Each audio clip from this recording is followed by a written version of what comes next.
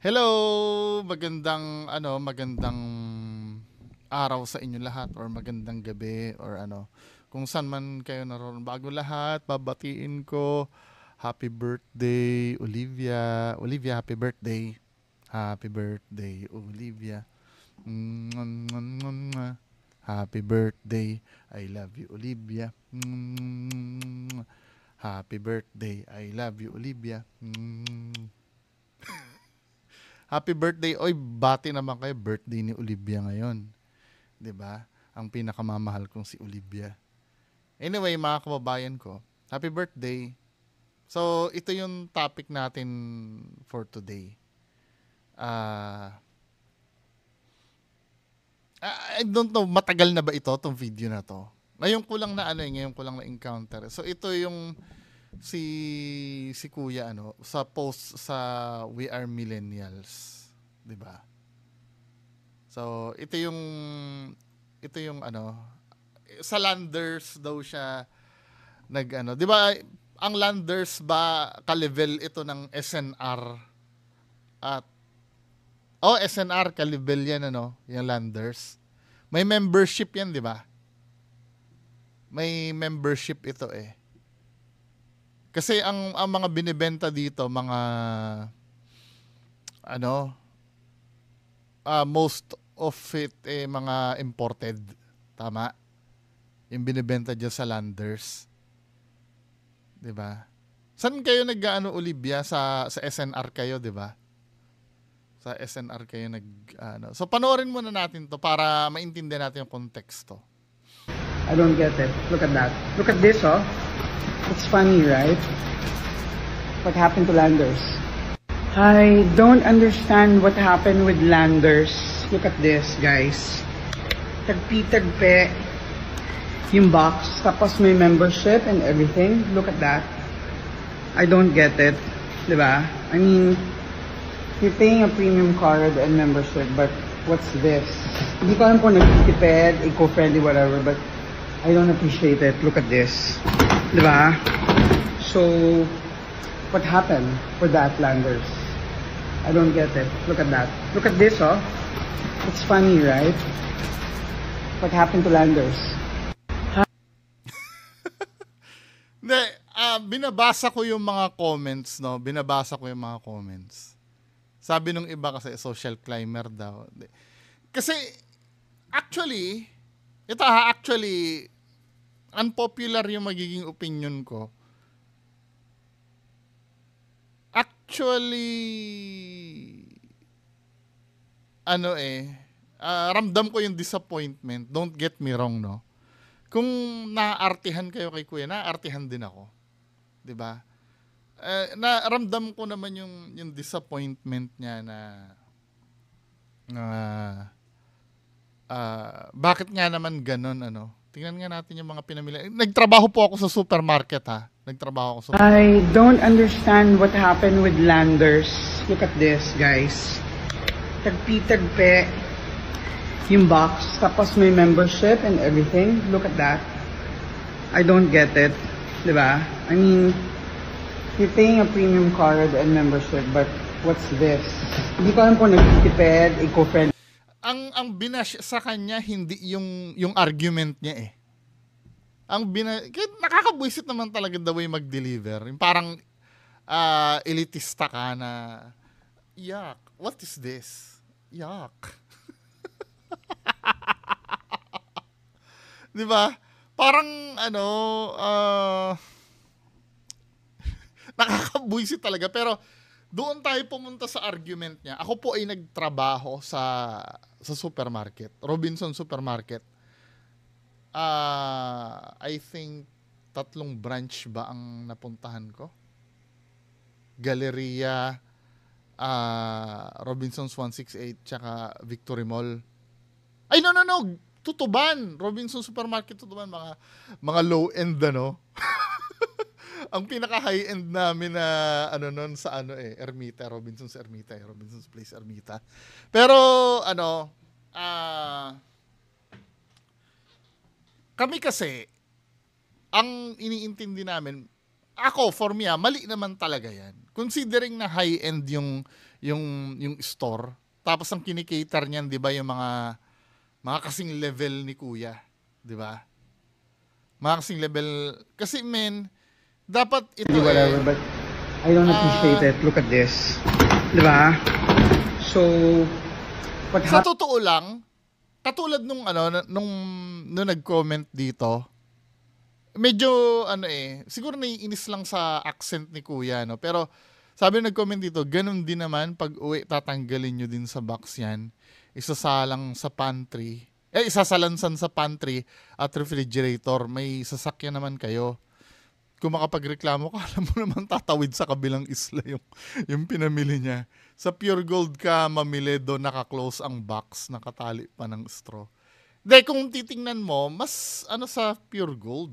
Hindi, alam mo, mga nagagalit dito kay Kuya, ang inaangal niya, kasi may risk kasi na may mawala dyan for that land? Sa totoo lang, may risk na mawala dyan eh. Kami nga sa Robinsons noon, alam mo, hindi rin pwede to may papakita ko sa inyo box dito. May nakita ako dito Look at this, oh. It's funny, right? What happened to Landers? Wait lang ha. I don't understand what happened with Landers. Look at this, guys. Tagpi-tagpe. Halatang hindi marurunong yung yung gumawa ng box eh. Wait lang Yung ha. box. Ang mga magagaling dyan, mga taga Pure Gold talaga. 'Di ba? Secondary lang SM tsaka Pero pinaka malulupit niyan taga Pure Gold. Dahil sa Pure Gold kasi natitrain ka doon, ang daming bumibili talaga doon. Kailangan secured talaga yung mga pinamili mo. Tapos may Pero membership. dito ako nakitang na hindi dapat. Everything. Look at that. Ito sa totoo lang, bawal na bawal ito eh. Yang labas yung label. Siguro dahil imported yung hindi ba Pampers yan? Pampers yata to Pero sa bawal to eh. Yung gamitin yung pagka supermarket ng may tawag dito, nakalimutan ko, yung branding, bawal ito eh. Kaya nung panahon namin, may SOP kami na pag halimbawa gagamitan ng box yung customer, binabaliktad namin yan para walang label. I don't know kung maluwag na ba ngayon. Sa bagay, Pure Gold, wala namang pakialam sa ganyan eh. Pero sa amin kasi noon, mini-make sure, may training kami sa ganyan eh. Na wala dapat label na ipapakita. Kasi parang considered as branding to eh. Alam mo, sa pinagtrabahuhan ko dati, conscious yan sa mga ganyan. Kasi lahat pag nag-display ka ng pangalan ng dapat may bayad lahat. Ultimong poste na, yung alam nyo, kala nyo, lang yon, libre yon, yung lalagyan ng poster ng, let's say ito, brand ng shampoo. May renta yon.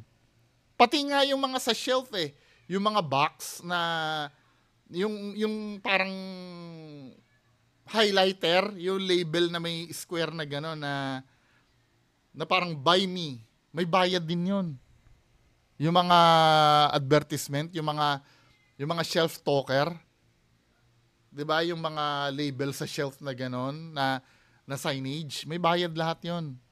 Kaya ito siguro dahil wala naman sa ni Landers yan pero ang pinag-uusapan dito kasi yung pagiging secure man lang nung I don't get it. 'Di ba? Nga natin, hingan nga natin ng opinion yung yung manager ng si Ma'am shout out Ma'am Ana Aliw Alcaraz. 'Di ba? So minessage ko yung yung dating superior ko sa supermarket, mga kababayan ko. Kung ano yung tingin niya dito kasi sa akin dito parang parang invalid ito eh. Itong tama ba? O hindi katanggap-tanggap, sorry. Mali yung term ko na invalid. Hindi katanggap-tanggap ito sa point of view namin na mga nagtatrabaho sa supermarket kasi ang number one concern namin na maayos yung pinamili nung ano, yung nagbenta. I mean, Diba? Kasi men, sa totoo lang, katulad niyan ano, may mga lemon siya diyan na ano, dapat yan naka-secure diyan. Kahit pa sabihin mong de kotse yung ano, yung bumili. Dapat ano yan naka-secure yan sa box eh. 'Di ba? Parang ano siya, hindi dapat nalalaglag yan kasi pag nalaglag yan sa cart men, lalo na yung mga maliliit, baka tumagos sa cart yan at mawala. Tapos pagkadating niya sa bahay nila, wala siya makikita doon. Nangyayari yan minsan. Yung pagka nilabas sa cart, kaya ini-insure namin talaga na lahat ay naka-plastic at nakalagay sa tamang lagayan. At yung plastic niya kailangan nakabuhol talaga yan eh. 'Di ba napapansin niyo yung sa gitna ng plastic may buhol? 'Di ba? Kailangan talaga ganon. Kasi minsan, syempre dadalhin yung cart papunta sa parking lot. May malalaglag dyan. Sa amin ibibintang, ang bintang kadalasan, hindi daw inilagay yung binili niya. Hanggang sa i-review yung CCTV. Just imagine mga maliliit na items lang yon. Let's say yung Mentos ano ba yon? Yung Mentos na tube. 'Di ba? Hindi daw nasama sa ano niya. Hindi naman namin napatunay na talaga bang wala doon sa ano mo.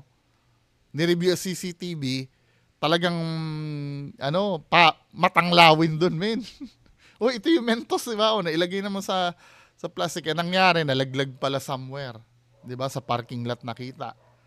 'Di ba? Kaya dapat for me labas muna yung pag-iinarte ni customer. For me, negligence to. For me.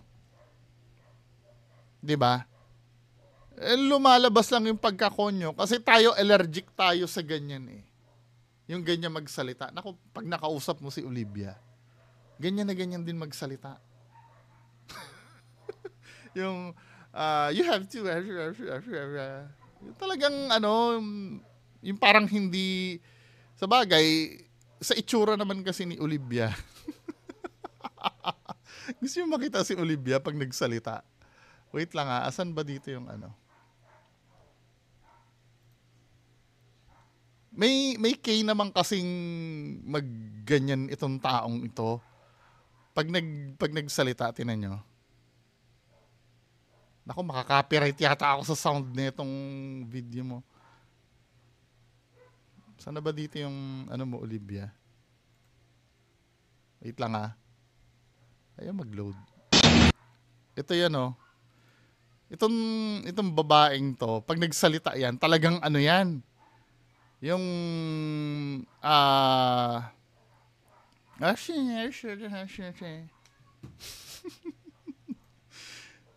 kasi sa level nila, normal na lang kasi yun eh. Kasi dito kasi, kaya nababash ito, feeling ko kasi, ito dadako naman tayo dun sa customer Ang kinakayamot kasi ng mga you're paying a premium cost. Na mga dito, yung parang siguro feel nung iba na wala sa itsura niya dapat na magsalita ng ganyan. Tsaka marami talagang galit sa ganito na Pinoy.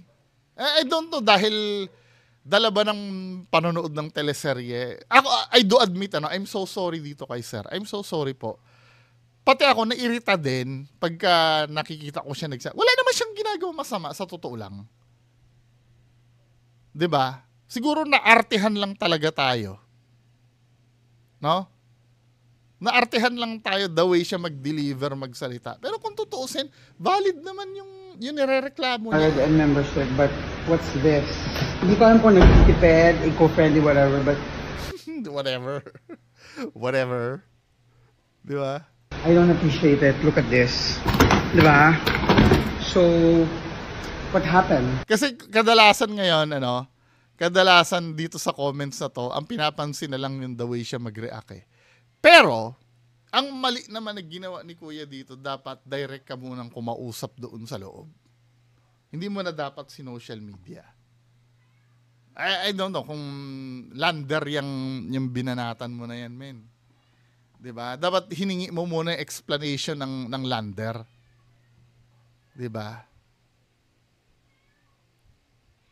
Hindi mo muna dinaan sa social media. Siguro, kasi kung akong tatanungin talaga, hindi, siguro may explanation ng lander kung bakit ganyan, no?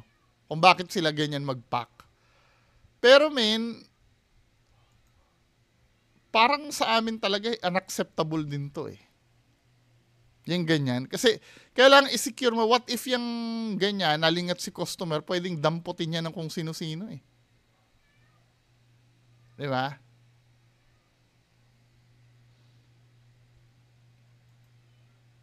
Kaya lang, dito, may napansin ako dito, hindi, ito wait lang, ulit. Right? What happened to Landers? I don't understand what happened with Landers. Look at this, guys. Tagpi-tagpe. Ang pinupuna naman ni Kuya. Siguro ito yung naintindihan ng netizen kaya medyo nagalit sa 'yo. 'Di ba? Ang pinupuna mo kasi yung itsura ng box. Hindi yung the way ipack. Dahil tagpi-tagpi, 'di ba? Wala namang problema kung tagpi-tagpi as long as secured yung mga items sa Yung box, tapos may membership and everything. Look at that. I don't get. Sabagay, parang nga naman basura. Tingnan ko ako nag-reply na yung kasamahan ko. Wala, busy yata. Nasa store siguro. Anyway, mga kababayan ko. Anong masasabi niyo tungkol dito? Diba? I mean, you're paying a premium card and membership, but what's... Ang kinapikon pa ako dito, may in-screenshot akong comment eh. Inano ko na lang, in-screenshot ko kasi hinanap ko, hindi ko na siya makita. Ito naman,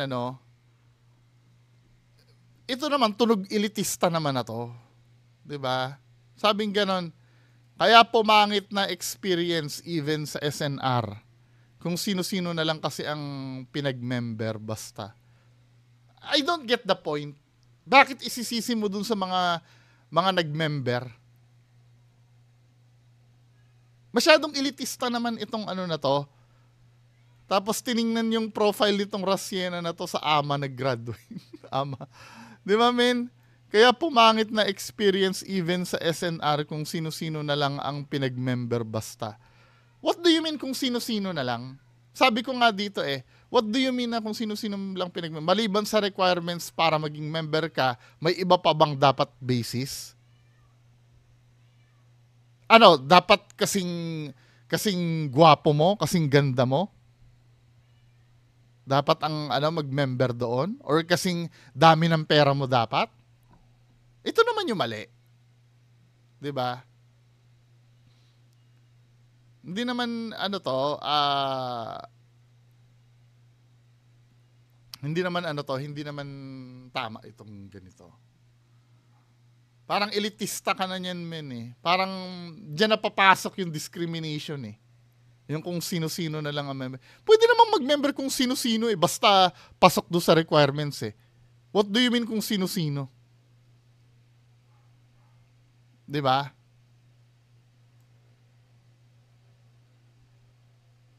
Hindi, siguro, iniisip niya paano kung ganun talaga yung alam mo minsan, business move din yan eh. Kung halimbawa, ano ba ang requirements ng membership ng Landers? Landers membership.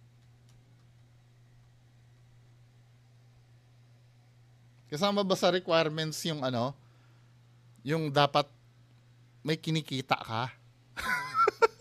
Yung dapat ang income mo 1 million a month, kasama ba yun doon?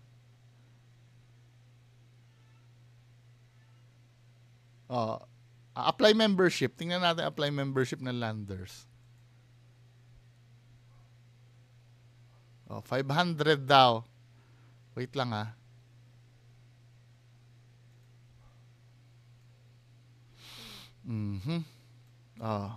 Premium. Meron namang premium na 700. 'Di ba? Anong mga requirements diyan? May 1,000 din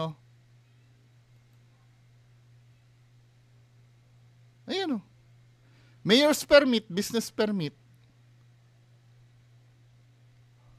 Yan ang ano, wala naman nakalagay dyan na may kinikita eh. Pero what do you mean mayor's permit, business permit?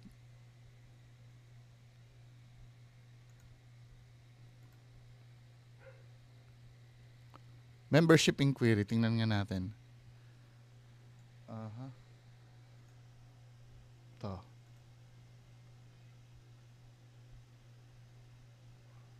We have two types of membership, premium and business membership. Premium or personal membership, annual fee is 700 pesos. You may avail of one extension card for an additional 400. Business membership, annual fee is 900. You may avail up to 4 extension cards for an additional 400. Diba? Premium membership, 2 valid government ID. Yun lang naman ang kailangan eh. 2 valid government ID sa business membership. Siguro kung ito ay may negosyo ka rin, ano? Yung let's say halimbawa may restaurant ka at dito ka bibili ng mga ano mo. Yan, copy of DTI or business permit required for business authenticity validation. Membership are valid for 12 months and can be... Yun lang naman ang kailangan eh. 2 valid government's ID. Diba? What do you mean na kung sino-sino na lang ang member? As long as na may pambayad dito, premium or personal member, 700 pesos. Diba? Ayan o, nakalagay dito. Ano tong 500 na lang? Ito na nga, binabaan na nga nila. Alam mo, minsan, ano yan eh, business move yan eh, na katulad dito, binabaan, para mas maraming silang bumili sa kanila. Diba?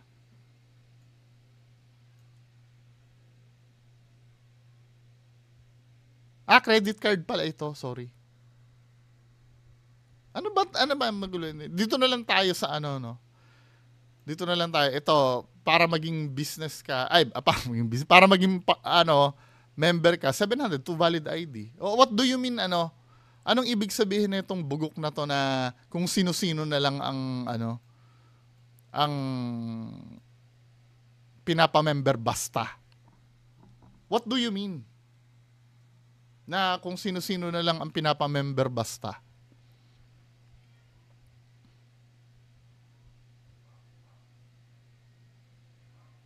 Hindi ko nagigets ito, no?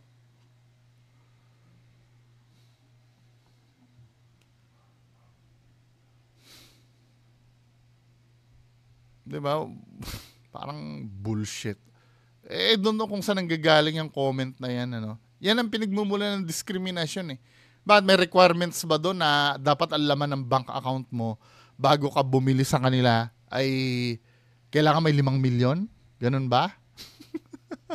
Or dapat ang laman ng bank account mo ay kailangang or dapat sa itsura mo, dapat maputi ka? Ganun ba ang gustong sabihin natin na hindi basta-basta? Kahit na taga-squatter pa yan, di ba? Ang requirements lang, 2 valid ID, tsaka magbayad ka ng 700 pesos. Tapos, wala nang katarantaduhan pa na kung sino-sino. Anyway, mga kababayan ko, yan lang po muna ang mapapag-usapan natin. Olivia, happy birthday uli. Bye-bye.